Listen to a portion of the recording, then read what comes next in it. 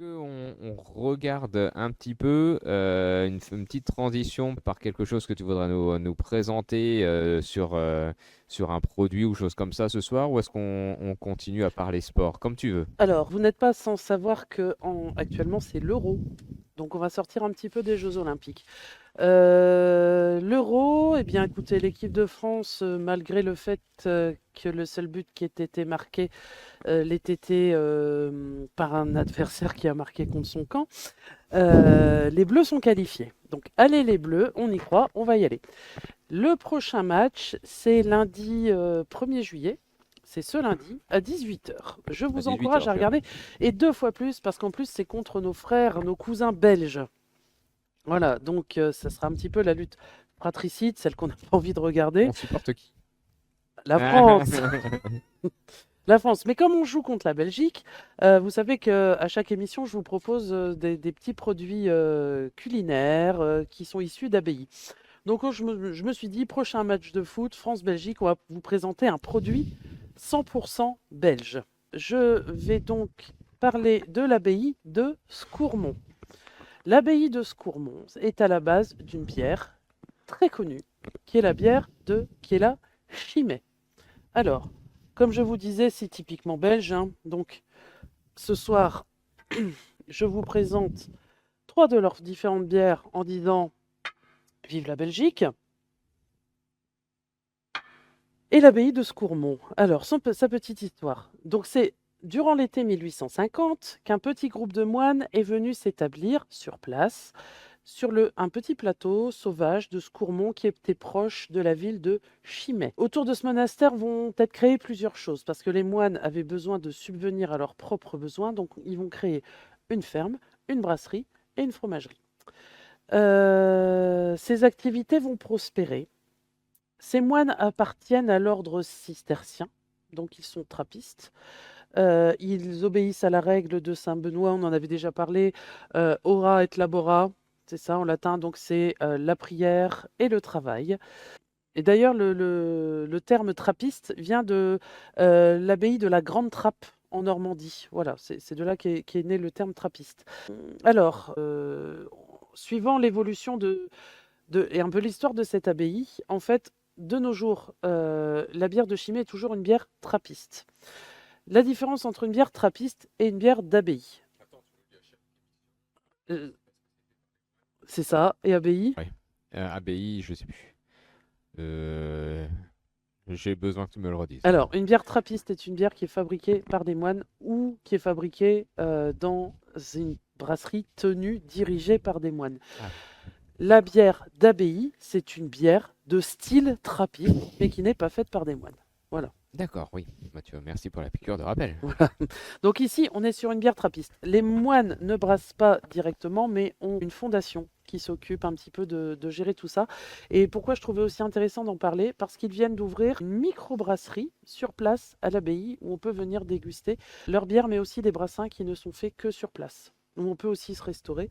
Donc voilà, je vous invite à découvrir la microbrasserie de Chimay, qui dépend de l'abbaye de Scourmont en Belgique wallonne. N'hésitez pas à y aller, vous pouvez visiter, c'est très grand, c'est très intéressant, c'est culturellement passionnant. Donc, merci la Belgique de nous fournir de si bonnes bières, et quand même, allez les bleus. Bien fait. Alors du coup, il me semble que la bière rouge, d'étiquette rouge, n'est pas une bière aux fruits rouges. Bah non, pas chez eux, parce que ici c'est une bière brune. Donc on a, alors, l'étiquette bleue, c'est la Chimay Grande Réserve, cuvée 2024. 9 degrés, c'est très léger. La blanche, c'est pas de la blanche, c'est de la triple à 8 degrés. Et la rouge, donc, comme on a dit, c'est de la brune à 7 degrés. Bon, effectivement, à consommer avec À modération, consommer hein. avec modération, l'abbaye de Chimay, fidèle à sa réputation, fait des bières qui ne sont pas forcément très légères. Voilà. Et c'est vrai que tu nous avais dit dans les précédentes émissions, on avait d'ailleurs accueilli même certains invités, hein, c'est le but des moines n'était pas de faire de la bière pour faire de la bière et de l'alcool et tout ça, c'était aussi, enfin il y a quelques temps en arrière, la bière permettait d'avoir un produit qui était plus sain que de l'eau aussi il y a C'est ça. quelques temps, quoi. C'est ça. En fait, il y avait deux raisons principales de pourquoi les moines se sont mis à brasser. En fait, au départ, les moines faisaient du vin au sud de la Loire, au début du Moyen-Âge, pendant la christianisation de la France. Arrivé au nord de la Loire, c'était un peu compliqué de faire du vin à l'époque, donc ils se sont mis à faire de la bière parce que c'est ce qu'on savait faire. Pour subvenir à leurs besoins, pour la vente sur le pas de la porte, pour aussi l'accueillir, enfin en donner à boire aux pèlerins de Compostelle qui s'arrêtaient chez eux, pour leur propre consommation, parce qu'effectivement, à l'époque, boire de l'eau, c'était dangereux. Il fallait faire fermenter les boissons, vous risquiez votre vie à boire de l'eau. Donc, il fallait pas rigoler avec ça, donc il valait mieux boire de la bière. Avec modération, bien entendu. Et je rappelle que nous sommes au XXIe siècle et que boire de l'eau, ce n'est plus dangereux en France. Merci. En Et- Belgique non plus, d'ailleurs. On associe, c'est vrai, notamment avec les événements, quels qu'ils soient, souvent festifs, c'est ce type de boisson qui réchauffe les cœurs, mais à boire avec modération, effectivement. Et il faut savoir aussi, juste pour la petite anecdote, que à chaque gros événement, que ce soit Coupe du Monde ou autre, c'est des hectolitres et des volumes énormes en fonction des années de Coupe du Monde ou de non-Coupe du Monde, hein. Donc, C'est ça. Et je c'est rappelle que le choix des étiquettes est tout à fait aléatoire. bleu, blanc, rouge. Oui. Hmm. Ouais, merci Véro pour ton soutien à la France. Et alors, petite question, est-ce que sans alcool, la fête est plus folle en regardant un match de foot ou autre chose, hein?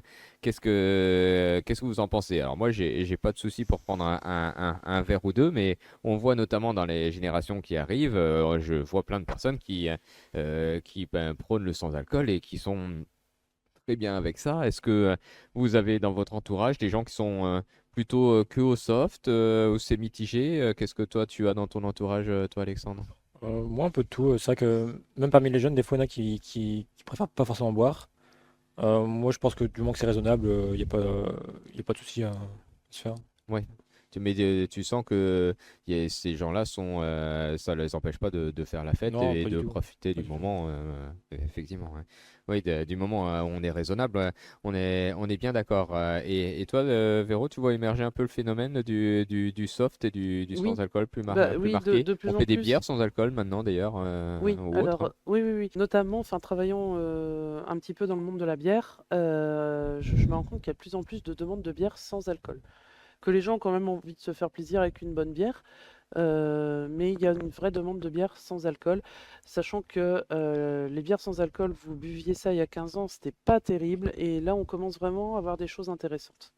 On fera le bilan de la consommation sans alcool à la fin des jeux parce que les jeux sont fous et la fête doit être folle sûrement aussi. Bon, de toute façon, autour de la table et pas qu'en France, c'est ces événements, c'est ces rencontres, ces moments de cohésion qui nous unissent et qui nous permettent de vibrer, de partager un moment.